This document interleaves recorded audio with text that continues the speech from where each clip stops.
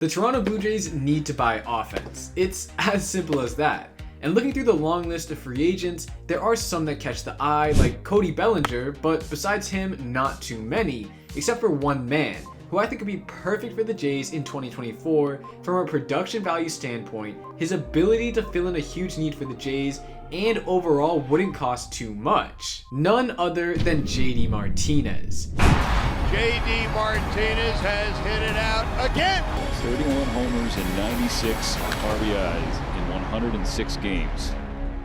In 2023, he added to his criminally underrated career with 33 home runs, 103 RBIs, and an almost 900 OPS in just 113 games. Those numbers are mind-boggling and were miles better than everybody on the Jays last season. What is up, everybody? I hope you're having a great day. In today's video, I want to go over the pros and cons of potential Blue Jays target JD Martinez. Let's get into it. JD is that guy who wasn't crazy when he was younger, but then broke out later in his career and just mashed baseballs. Sounds familiar, right? That's because he's having an extremely similar career to Nelson Cruz. Per 162 games, both sport home runs in the mid-30s, just above 100 RBIs, and an OPS in the mid to high 800s. If he continues to have a career resembling Cruz's, then he still has another 3 or 4 good years ahead of him, and if he is able to keep up with the level he has been at, then it would be a massive boost to the lineup for not too much of a cost. Currently, Spotrac has his projected contract to be 1 year, $15 million. If that will be what he gets, then great, but I wouldn't be opposed if the Jays tried to go for a team option or a vesting option for the same amount of money through the 2025 season.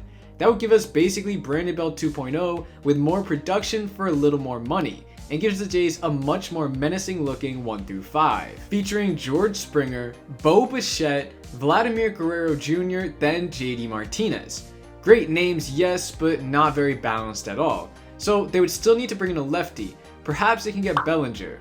I know, wishful thinking, but that would give them Springer, Bichette, Vlad, Bellinger, JD.